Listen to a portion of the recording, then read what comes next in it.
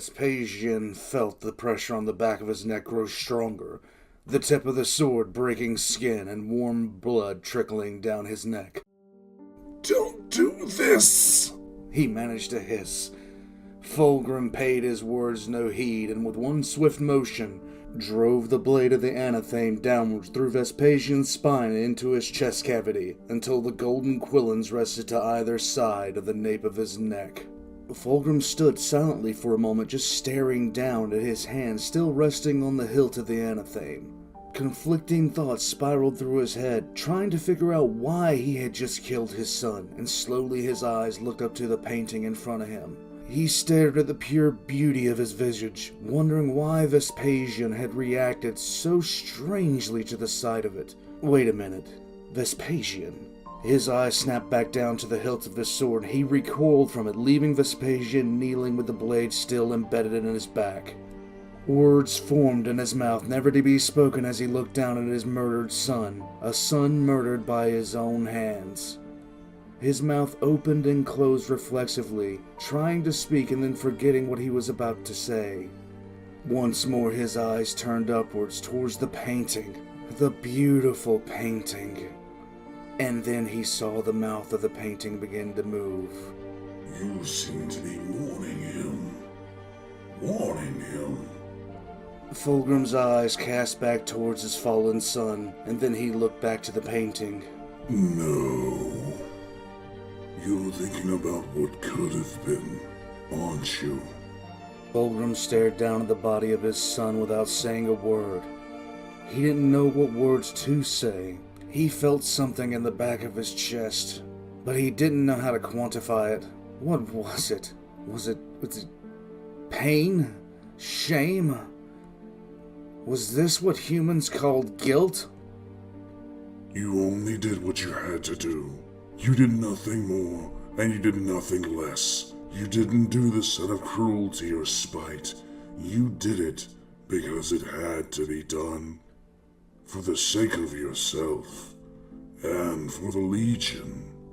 Fulgrim turned his attention back to the painting, watching as the painting itself seemed to stare back into his very soul, and for some reason the words of the painting seemed to be a soothing balm on a fractured spirit. Without thinking, his hand reached down to the table which held the 3 swords that he had been positioning before Vespasian had come into his personal quarters. His fingers closed on the hilt of the lair blade. Almost instantly, intense feelings of calm and even pleasure seemed to wash over him. The voice came again, but this time the painting's mouth did not move. The voice sounded in his own head. "Yes, the Legion. The Legion is plagued, Fulgrim. You have known it for some time." Almost subconsciously, Fulgrim reached down to a data slate he had been working on, brushing aside yet another that held a countdown. As he picked it up, he saw that it contained the Legion's roster. Suddenly, although it felt like it came from outside of him, Fulgrim felt filled with conviction about what he had to do. "Yes, Fulgrim. The Legion is corrupted. The Legion is corrupted with those without vision, without worth." Of course. Men without vision. Men without worth.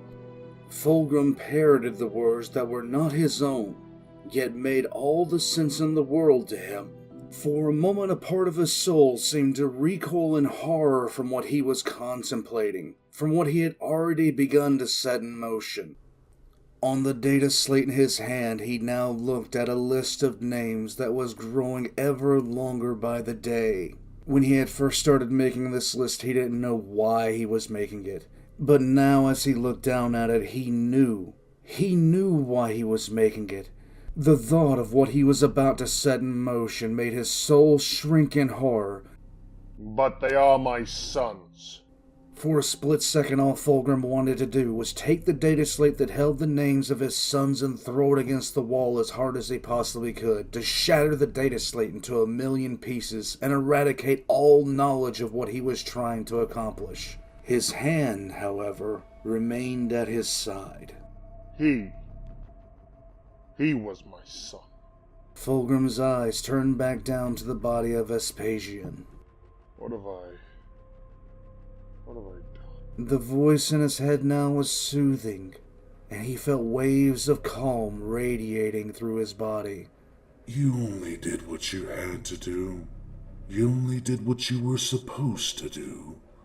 You were made to be perfect.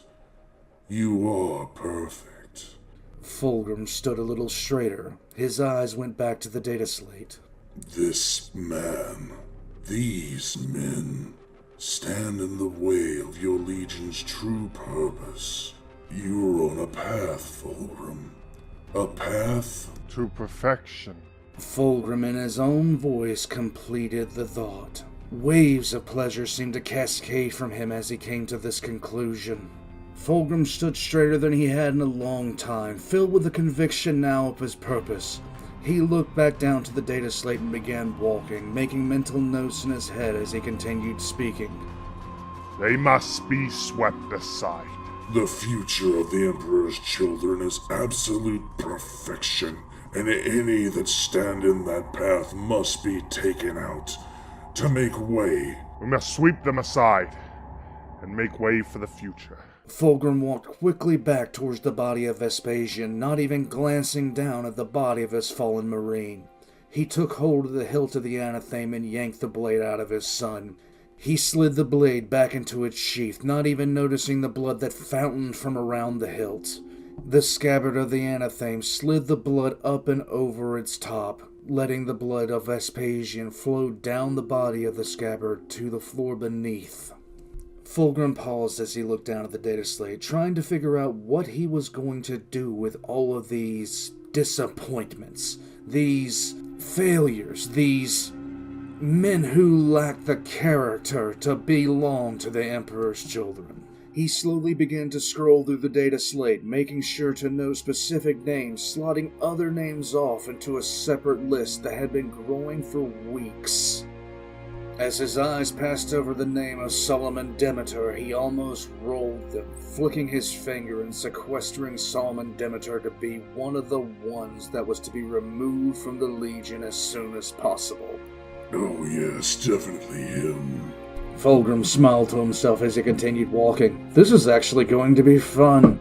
He was going to remove every single obstacle to the path of his Legion's pursuit of perfection, and as he walked out of the door of his personal quarters, he continued to slot names.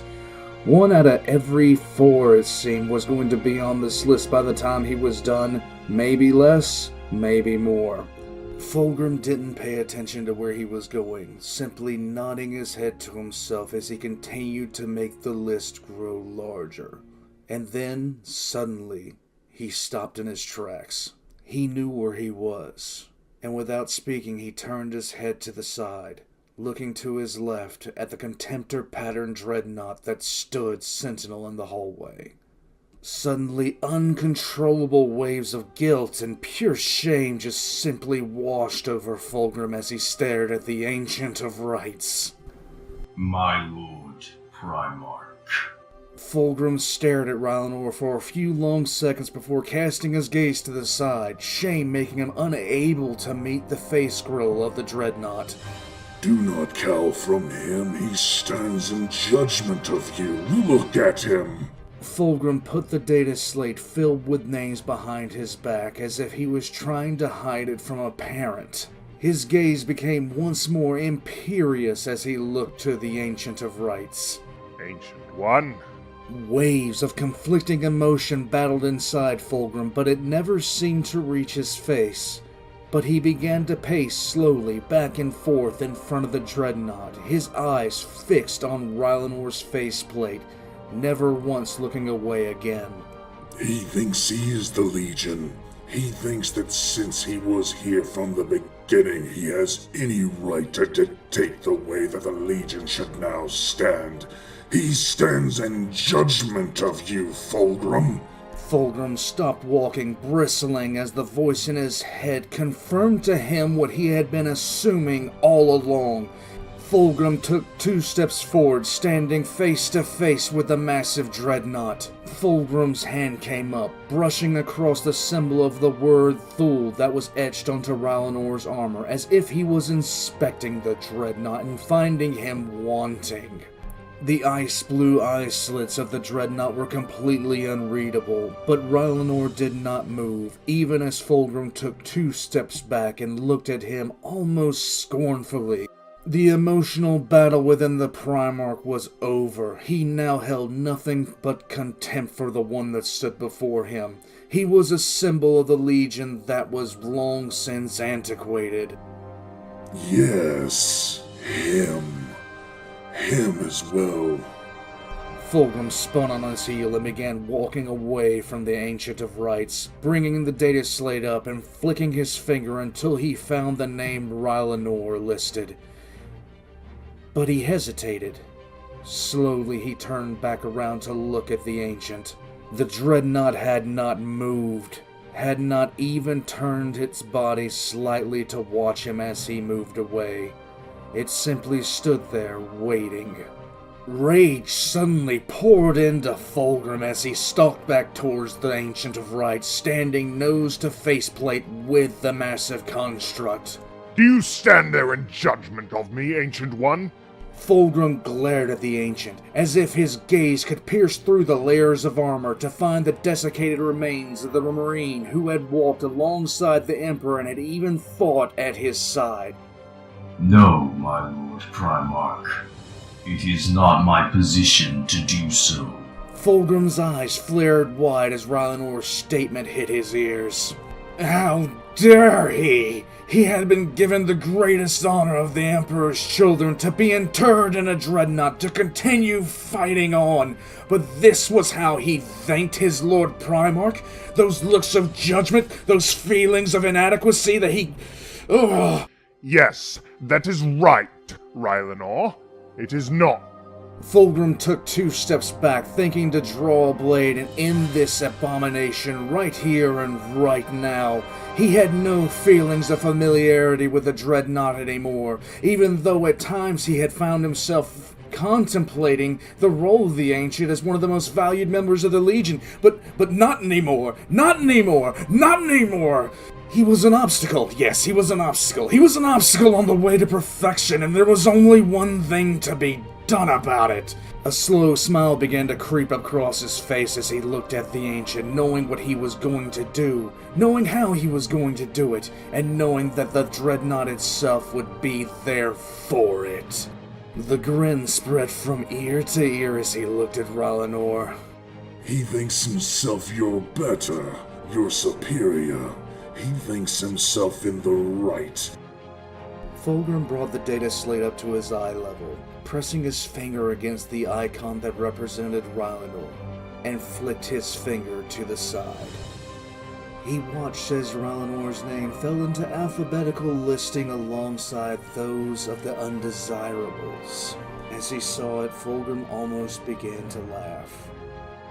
My Lord Primarch, you seem to have forgotten to clean the blood from your blade. Fulgrim's laugh died in his throat as he looked down at the sheath of the anatheme, saw the blood of Vespasian flowing down, staining the carpet in front of the Ancient of Rites. His eyes turned back up to the Ancient, and for a second, for only a second, waves of despair at what he was doing washed over him. These feelings ebbed off and faded quickly as his hand touched the hilt of the layer sword at his side. But he found that no matter how hard he tried, he couldn't look at the Ancient of Rites anymore. There is a compliance soon to come. Despite the waves of emotion that seemed to echo out from the sword itself, Fulgrim found himself melancholic. He found that he couldn't overcome this crippling sense of depression, this crippling sense of absolute guilt for what he was doing, and he knew that the feeling would fade. But for some reason, in the presence of the great Ancient, he just couldn't find a way to make it go away. You will serve the Legion. Yes. The form of Rylanor did not move as he stood in front of his Primarch, but Fulgrim felt down deep in his soul the fact that Rylanor was standing there looking down on him with a mixture of what? Pity? Anger? What was it? As my Primarch and Legion require, so shall I obey. Fulgrim nodded once and then spun on his heel again, stalking away from the Ancient, his head lowered. But not in contemplation, in shame. His head remained lowered until he turned the corner, out of the line of sight of the Ancient of Rites. Only then could he overcome the crippling sense of guilt that seemed to swallow his soul. Do not feel saddened, Fulgrim. Do not feel guilt or shame. You are doing what's right. You are doing what's necessary. What's necessary? To perfection. Yes. As Fulgrim continued to walk, the feelings ebbed away, replaced by a sense of calm, and as each name filled the list that he was going to hand off to his other officers, suddenly he felt a wave of pleasure at every name added. The two figures in blood-red armor, the red teardrop of their legion on their pauldrons, stood side by side guarding the door. Inside, they could hear Sanguinius softly whispering to one of their fallen brothers. The two Marines standing sentinel were well aware of the fact that they would lose brothers in this great endeavor. But like this, never like this. They both noticed at about the same time that Sanguinius had stopped whispering. And as the door to the room opened and Sanguinius strode out, the Primarch's head was lowered. Both of the sentinels almost reached out to touch their Primarch as he passed, feeling the weight of his anguish as he walked. It was something that had plagued their Gene Father, and they knew it. This curse, this flaw in their genetic structure. All they could do was hope that it would ebb off, that the Primarch would find a way to fix it, to where it would never happen again. But these incidents were becoming more and more frequent. They could see the weight that it had on the Primarch's shoulders. Thank you, my sons. You may attend to your other duties. The two Blood Angels quickly saluted, then went inside the room to tend to their fallen brother. Sanguinius remained outside, his wings folded tightly to his back, wondering at what had been happening in his legion, why the sudden upsurge of these incidents were taking place. He had no words, no solutions. He didn't even know where to begin. He considered contacting his brother Horus. It might do him good to sit down with him. Out of all of his brother Primarchs, Horus was the only one that knew of the gene flaw that existed in the Blood Angels. He was the only one that understood the weight on Sanguinius' shoulders. Sanguinius' thoughts turned to his father, and what his father might do if he ever found out about the gene flaw that was running rampant within his legion. It was a fear that had plagued him at times, but none more so than this when he had to dispatch one of his sons, who had fallen too far and had gone too far. What would his father do? Would his father end him? End his legion? He didn't know, and he never wanted to find out. If more of the incidents had happened before the Ragdan genocides, before what had happened to... No, he shouldn't think of them now. He shouldn't bring up them in his thoughts. He shouldn't dwell on it. Dwelling on it is why he was so paranoid about it to begin with. But even still, he kept on thinking about that day, and the reasons why the Emperor had done what he had done, why he had allowed what he had allowed. Sanguinius swallowed and began walking, his fingers interlocking in front of his chest, slowly rolling his thumbs around the other as he continued to think, trying to pull his mind away from the possibilities that lay in the future for his legion. He wanted to focus on glory, not ignominy. He didn't want another empty plinth in the Imperial Palace. But he stopped and turned, looking back at the room, watching as his sons removed their brother. And he could only wonder